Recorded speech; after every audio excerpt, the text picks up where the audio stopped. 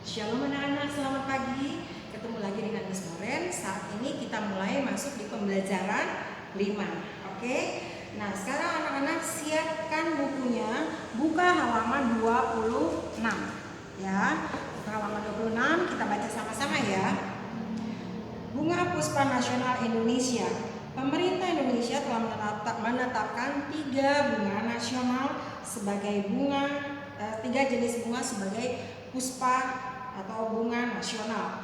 Bunga-bunga tersebut mewakili karakteristik bangsa dan negara Indonesia. Ketiga bunga nasional Indonesia tersebut adalah yang pertama bunga melati, yang kedua adalah bunga anggrek bulan, yang ketiga adalah Padma raksasa. Ya, nah ketiga bunga nasional Indonesia tersebut adalah bunga melati yang ditetapkan sebagai puspa bangsa, anggrek bulan sebagai puspa pesona, dan Padma raksasa sebagai puspa langka. Nah, kita bahas sama-sama. Yang pertama adalah puspa bangsa atau bunga melati ya. Bunga melati merupakan bunga yang berasal dari Asia Selatan. Ada sekitar 200 jenis melati, tetapi hanya 8-9 jenis yang umum dibudidayakan. Di Indonesia ada banyak nama daerah yang diberikan nama bunga melati, seperti Menu di Bali, Melucut Aceh, Malete Madura, Menyuruh Banda, Melur Gayo dan Batak Karo, Manduru itu Manado, dan Mundu Bima di daerah Sumbawa. Melati merupakan tumbuhan perdu. Melati tumbuh baik di iklim tropis. Tumbuhan ini tidak membutuhkan pemeliharaan yang rumit. Mahkota bunga melati memiliki bentuk sederhana dan berukuran kecil, serta berwarna putih. Putih melambangkan kesucian. Bunga melati memiliki aroma yang harum. Meskipun demikian, harga bunga melati relatif murah atau merakyat ya. Kelebihan yang dimiliki melati tersebut yang menyebabkan melati ditetapkan sebagai bunga puspa bangsa. Jadi yang pertama adalah karena warnanya putih ya, karena putih itu melambangkan kesucian. Kemudian relatif murah ya, harganya pun merakyat. Kemudian aromanya pun harum, makanya dia ditetapkan atau dinobatkan sebagai puspa bangsa. Nah, yang kedua, puspa nasional, puspa pesona atau anggrek bulan. Bunga anggrek bulan merupakan salah satu jenis anggrek yang mempunyai ciri khas mahkota bunga yang lebar dan berwarna putih. Anggrek bulan tersebar luas mulai dari Indonesia, Papua, Filipina, Malaysia hingga ke Australia. Anggrek bulan hidup secara epifit, yaitu menempel pada batang atau cabang pohon inang. Keindahan anggrek bulan mempesona banyak orang. Keindahan yang mempesona menjadi dasar pertimbangan sehingga anggrek bulan ditetapkan sebagai puspa pesona. Ingat ya. Jadi karena keindahan dari anggrek bulan, makanya dia ditetapkan sebagai puspa nasional. Dan ingat bahwa anggrek bulan ini hidupnya secara epifit ya, karena dia harus menempel pada batang inangnya ya, atau cabang pohon inangnya ya. Kemudian puspa langka atau Padma raksasa. Rafflesia arnoldi atau Padma raksasa merupakan tumbuhan endemik Sumatera, yaitu tumbuhan yang hanya ditemukan di Pulau Sumatera, terutama di Provinsi Bengkulu. Oleh karena itu, selain menjadi salah satu bunga nasional, Rafflesia arnoldi juga menjadi flora identitas Provinsi Bengkulu. Rafflesia arnoldi merupakan satu dari sekitar 30-an jenis Rafflesia yang ditemukan di Asia Tenggara. Tumbuhan ini disebut Padma raksasa karena ukuran bunganya yang mampu mencapai diameter 100 cm dengan berat 10 km. Tumbuhan yang ditetapkan sebagai puspa langka ini tidak memiliki batang, daun maupun akar yang sebenarnya. Tumbuhan ini hidup secara parasit pada tumbuhan inang. Satu-satunya bagian tumbuhan Rafflesia yang dapat terlihat di luar tumbuhan inangnya adalah bunga bermahkota 5. Kalian bisa lihat ya, yang ini berwarna merah, hitung ya, 1, 2, 3, 4, dan 5. Berarti ada 5 mahkotanya ya, bermahkota 5. Sampai saat ini Rafflesia arnoldi tidak pernah berhasil dikembangbiakan di luar habitat aslinya. Apabila pohon inangnya mati, maka Rafflesia arnoldi atau Padma raksasa ini akan ikut mati. Pohon inang Rafflesia hanya hidup di hutan-hutan Sumatera. Oleh karena itu, Rafflesia membutuhkan habitat hutan Hal inilah yang menjadi dasar pertimbangan sehingga Padma raksasa ditetapkan sebagai puspa langka. Karena apa? Dia tidak bisa tumbuh di luar habitatnya, dia hanya bisa tumbuh di daerah atau di hutan daerah Sumatera. Ya, kemudian kita masuk di Ayo Menjawab. Tadi pelajaran bahasa Indonesia ya. Sekarang kita masuk di Ayo Menjawab di halaman 28. Nah, ini tugas kalian, kerjakan di rumah ya, kerjakan di buku PS tematik ya. Nah, yang pertama coba Miss bantu nomor 1, nomor 2, 3, 4, 5 kalian lanjutkan di rumah. Oke? Sebutkan 3 jenis bunga yang menjadi bunga nasional Indonesia. Pertama adalah melati, kedua anggrek bulan, yang ketiga Padma raksasa atau Rafflesia arnoldi. Oke? Kemudian untuk Ayo Mencari Tahu tidak kita lakukan, tidak kita indikan ya, tidak kita kerjakan, juga Ayo Lakukan tidak usah. Sekarang kita masuk di Ayo Membaca ya, sama-sama. Di sebuah hutan yang lebat hiduplah 2 sahabat, yaitu Tintang Arum dan Padma raksasa. Mereka sedang bercakap-cakap memerhatikan ulah manusia yang merusak hutan tempat tinggal mereka. Tintang Arum, mengapa manusia merusak tempat hidup kita ya? Jawab Padma raksasa, iya, padahal kita juga ingin hidup tenang seperti mereka. Tintang Arum berkata, akibat ulah mereka, justru jenisku semakin sedikit. Padma raksasa berkata, iya, jenisku juga semakin berkurang, tapi kamu lebih beruntung. Tintang Arum berkata, mengapa? Tintang Arum bertanya, mengapa kamu berkata demikian? Padma raksasa menjawab, ada manusia yang masih peduli denganmu. Mereka melestarikanmu di tempat lain, seperti di kebun raya. Tintang Arum berkata, lalu bagaimana dengan nasibmu, teman? Padma raksasa menjawab, aku tidak bisa meninggalkan hutan ini. Aku hanya dapat hidup di sini karena pohon inangku hanya hidup di sini. Tintang Arum berkata, semoga manusia akan segera sadar untuk tidak merusak hutan sehingga kita tetap lestari di sini. Nah, hal inilah yang selalu sering dikatakan ya kepada setiap teman-teman, khususnya teman-teman yang pencinta alam atau yang pendaki. Kalau kalian naik gunung, itu pun tidak boleh merusak yang namanya habitat yang ada di sana. Habitatnya apa aja sih? Yaitu habitat daripada tumbuhan maupun habitat daripada hewan ya. Itu tidak boleh. Karena apa?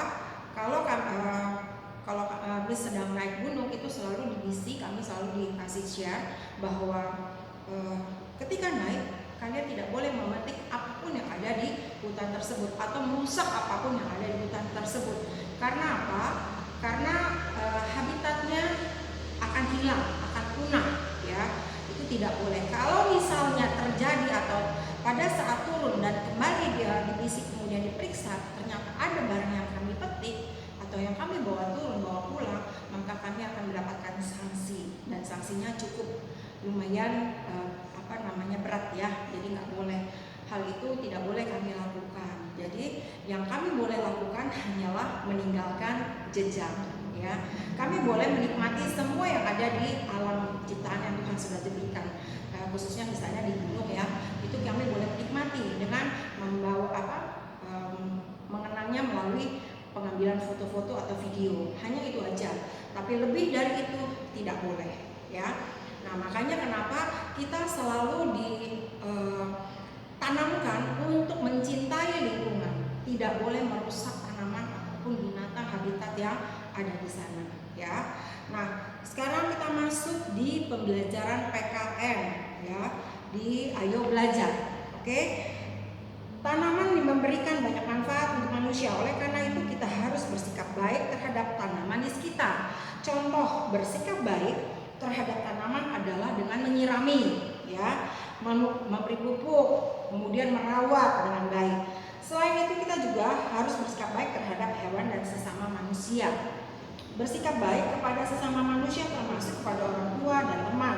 Contoh bersikap baik kepada orang tua adalah membantu pekerjaan orang tua serta mendengarkan nasihat orang tua dan mematuhinya. Contoh bersikap baik kepada teman adalah membantu teman yang kesulitan dan menengok serta mendoakan teman yang sedang sakit. Ya, itulah yang harus kita lakukan ya untuk bersikap baik kepada teman. Jadi kepada orang tua apa tadi?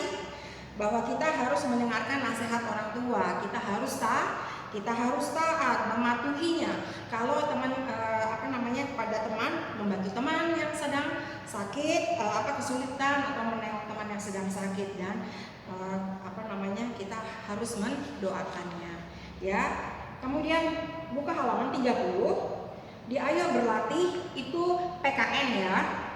Nah, dari kedua gambar di sini, lihat gambar yang A. Itu dilarang merusak tanaman. Dia memetik ya, dia memetik bunga. Sementara yang B dia menyiram. Nah, dari dua gambar ini, yang bersikap baik adalah yang gambar A apa gambar B? Pastinya gambar B ya.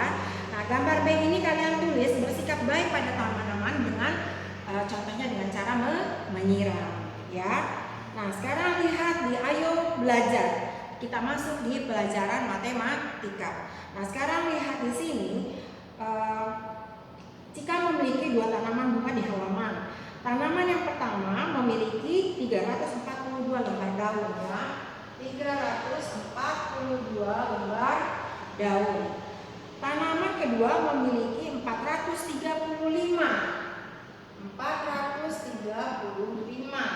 ya lembar daun. Berapa jumlah daun pada tanaman pertama dan yang kedua? Sekarang kita hitung ya sama-sama. Misalnya di sini 342, 435. 2 tambah 5 sama dengan 7 ya. 4 tambah 3 7, 3 tambah 4 7 ya. Jadinya di sini kalian bisa lihat. Di sini hasilnya yang ini adalah 777. Nah, bagaimana dengan jumlah daun pada tanaman kedua dan yang pertama? Ya, sekarang kalian lihat. Tanaman ini yang pertama, ini yang kedua. Nah, sekarang lihat yang kedua di sini tulis 435 ditambah 342 ya. 342. Ini hasilnya pun sama 777. Kalau kita jumlahkan 5 tambah 2 7, 3 tambah 4 7, 4 tambah 3 7. Jadi 777. Ini tetap masih di dalam pertukaran ya, jumlah pertukaran. Nah,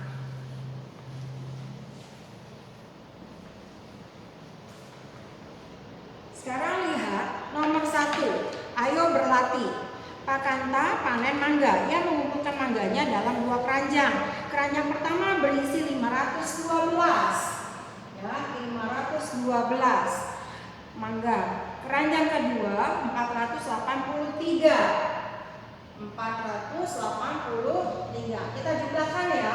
512 tambah 483. 2 tambah 3 5. 1 tambah 8 9. 5 tambah 4 9. Jadi hasil yang ini adalah 995 ya.